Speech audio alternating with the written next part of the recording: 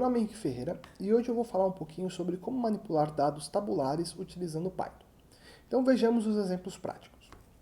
Inicialmente, eu vou utilizar a biblioteca CSV nativa do próprio Python para ler um arquivo do formato CSV. Um arquivo no formato CSV é um arquivo de texto puro, né? Onde cada linha do arquivo de texto representa uma linha da tabela e onde cada coluna da tabela é separada no arquivo de texto através de uma vírgula. Então eu vou basicamente utilizar esse formato aqui para representar um arquivo CSV. O CSV do Python, né, esse módulo nativo do Python, ele vai implementar de maneira programática, né, como realizar essa função. Então eu vou importar aqui o módulo, né, o CSV, vou gerar alguns dados, então eu tenho aqui uma série de alunos que tiveram notas ali em estatística e programação, e eu tenho aqui, né, então, esses meus dados aqui, que eu quero salvar no meu arquivo CSV. Quero salvar eles ali no meu arquivo de texto, que vai representar uma tabela. Então eu estou usando aqui o open, né?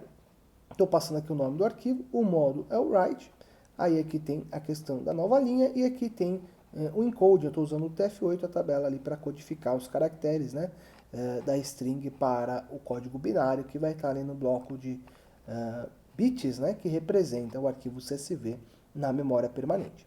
File vai ser o nome da minha variável temporária ali, que vai representar o arquivo na memória RAM.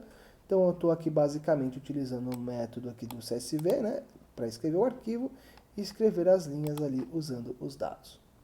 Beleza, então se a gente dá uma olhadinha aqui na nossa árvore, aqui já tem um alunos underline notas.csv, um duplo clique, aí a gente vai carregar esse arquivo, tá demorando um pouquinho aqui para carregar, aqui, então tá aqui, ó, né? Então eu tenho aqui cada linha e cada coluna. Aqui, pessoal, é importante chamar a atenção que o Google Colab gera uma interface gráfica, né, amigável para a gente observar esse tipo de informação. Se eu quisesse ver essa informação no meu computador local, eu poderia fazer o download aqui, né? Então vamos salvar aqui na área de trabalho, beleza, notas alunos, e na hora que eu fosse na área de trabalho, vamos pegar aqui, notas alunos, vamos abrir esse cara aqui. Eu poderia abrir com Excel, que é um programa habitual para abrir, mas eu também poderia abrir com um editor de texto simples, como bloco de notas. Então, né, vejamos, isto é um arquivo de texto, né? Então está aqui, notas alunos, né, dado estatística, programação e assim por diante, separados por vírgula. Então, novas linhas separadas por vírgula. Ok. Então, aqui a gente já verificou que, de fato, o arquivo foi salvo, né? E que a gente pode fazer o download dele da máquina virtual do Google para a nossa máquina local. Agora, dentro da nossa máquina virtual do Google, eu vou carregar, ler esse arquivo CSV. Então, para ler o arquivo CSV, novamente vou usar a biblioteca CSV para facilitar a leitura, né? Agora eu vou passar um método de leitura e aqui eu estou carregando as linhas, né? Então, vamos dar uma olhada aqui nas linhas. Eu tenho aqui cada uma das linhas, né? Bem parecido com o formato original que eu tinha gerado os dados, né? Ele está aqui. Qual que é a principal diferença? Quando eu gerei os dados na memória RAM, né, no hardcode aqui da memória RAM, eu gerei isso aqui como se fossem números float, né? E esses caras como string, porque eu estou de fato usando aqui as aspas para definir strings. Mas quando eu carreguei isso na memória RAM do arquivo de CSV, tudo veio como string. Tá? Isso é importante de chamar a atenção, inclusive os números. Como é que eu tenho uma lista de listas, eu consigo, né, operar usando a sintaxe de lista de listas. Né? Então eu posso pegar a linha em 0, ou pegar a linha 1, né? Então linha 1, coluna 1, então eu estaria pegando aqui 8.5. Tá? Se a gente der uma observação no type, a gente vai verificar que o que está voltando é uma string, apesar do formato original ter sido, né, um float, né? Um número ali, um número real. Né? Mas, de maneira geral, a biblioteca CSV permite que eu salve facilmente arquivos da forma tabular, né? Então um formato aqui de lista de listas em forma tabular, então seria linhas separadas as colunas por vírgula, né? E as novas linhas por linha nova ali do arquivo de texto. E aqui, na hora de carregar, eu vou ter só essa dificuldade com as strings. Bem, uma outra biblioteca muito útil para manipular arquivos tabulares, né? Formatos de arquivos aí que seguem tabelas, é o Pandas. Então, o Pandas é uma biblioteca externa do Python, tá? Ela não é nativa ela é externa do Python. O poder do Pandas é que ele implementa uma série de funções que não são somente as funções de salvar o arquivo. Tá? Então nós temos a função de salvar arquivo e ler arquivo, mas também nós temos as funções ali para operar métodos estatísticos, gerar gráficos. Então é muito poderosa essa biblioteca. Primeiro eu estou importando a biblioteca aqui no código, estou lendo o arquivo, então PD é o alias que eu dei para a biblioteca Pandas, read CSV é leia o arquivo CSV, estou passando o nome do arquivo aqui, e estou salvando esse arquivo, ou carregando esse arquivo nessa variável da memória RAM, df. Se eu der uma olhadinha no type de df, eu vou ver que df, na verdade, é um objeto do tipo DataFrame. Então, DataFrame é o objeto, ou a classe definida dentro da biblioteca Pandas, para representar tabelas. Como é um objeto na memória RAM, ele tem atributos e métodos. Alguns métodos, né, e atributos vão ser usados aqui na sequência. Então, por exemplo, o df_columns vai retornar as colunas dessa tabela. Então, o nome das colunas dessa tabela. O head é um método que vai me mostrar as primeiras 5 linhas dessa tabela. O tail é um método que me mostra as últimas 5 linhas da tabela. O .info é um método que vai me trazer informações gerais da tabela. Por exemplo, ele está me dizendo que tem 11 linhas, né, de 0 a 10. A primeira coluna é nome, a segunda coluna é estatística, a terceira coluna é programação. Todas as tem 11 elementos não nulos em cada coluna. E qual é o tipo da variável que existe em cada coluna? Então, objeto, float. Ele preserva, ao carregar o arquivo CSV, né, a ideia de que estes números aqui têm que ser floats, diferente da biblioteca CSV nativa do Python.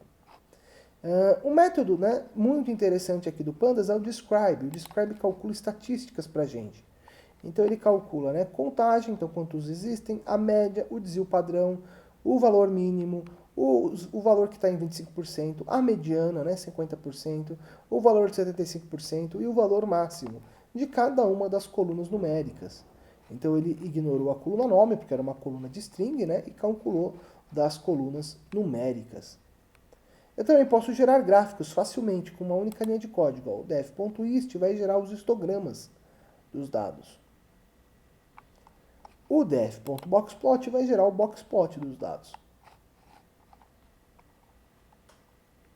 Bem, eventualmente eu gostaria de fazer alguma operação do tipo calcular a média final.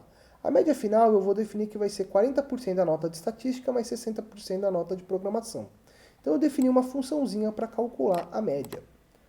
Eu posso simplesmente usar essa função para calcular, por exemplo, 10 e 10, ou 10 e 5, e ele vai me dar a média ali do aluno baseado, então, nesses dois parâmetros de entrada. Agora, o que eu estou interessado é em calcular a nota final, ou a média final, baseado na tabela original. Então eu quero pegar aqui, por exemplo, a nota de estatística do Ronaldo, a nota de programação do Ronaldo, e colocar na frente uma coluna que é com a média final. Fazer a mesma coisa para a Mariana, para o Jonas, para a Fernanda, para a Beatriz e para todas as outras pessoas que estão na minha tabela. Como é que eu posso fazer isso? Então aqui eu posso usar um pouquinho de pandas, então o df.apply, ele basicamente vai pegar ali e aplicar na minha tabela, né, uma função, e o resultado dessa função vai ir para uma nova coluna. Então que coluna é essa? Então df.med é uma coluna que eu estou criando, então eu criei essa, né? Então o resultado irá para essa df_med aqui. Agora, um pouco de Pythonic, aqui eu estou usando uma função lambda só para dizer que, né, como essa função aqui, média final, tem que receber 2 elementos, né, então média final recebe 2 elementos, ele vai receber primeiro a estatística e depois a programação, e aí ele vai calcular a função média final a partir desses 2 valores. Então eu vou executar essa função aqui e na sequência eu vou olhar aqui a minha tabela. Pronto, agora eu já tenho a nova coluna com as médias finais.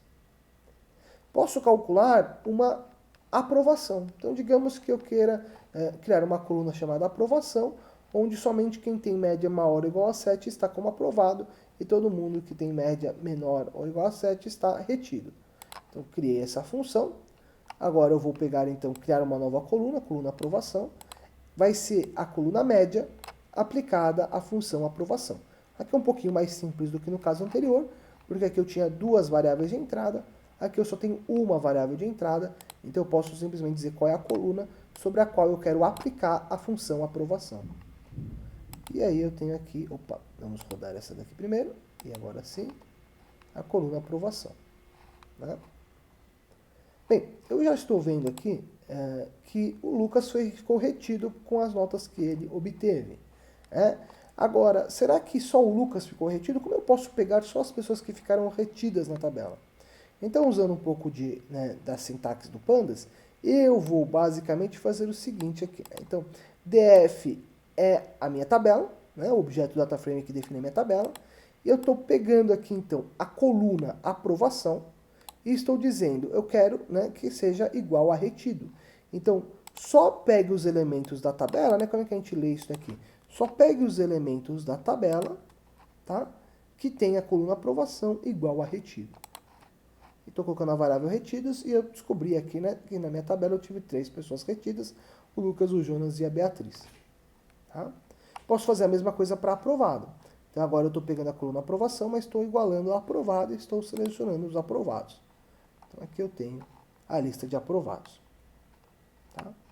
Eventualmente, eu posso utilizar o método GroupBy. O método GroupBy, ele é interessante porque ele permite que eu rapidamente agrupe toda a minha tabela de acordo com o valor de uma determinada coluna categórica. Então eu tenho 2 colunas categóricas aqui, a coluna nome, que vai ser o nome da pessoa, e a aprovação. O nome da pessoa vai ser difícil de agrupar, afinal não temos pessoas com o mesmo nome, mas na aprovação é que faz mais sentido eu agrupar em relação ao grupo de aprovados e o grupo de retidos. Então eu vou fazer aqui, GroupBy aprovação e conte. E aí ele vai me dizer que tem 8 aprovados e 3 retidos. Tá?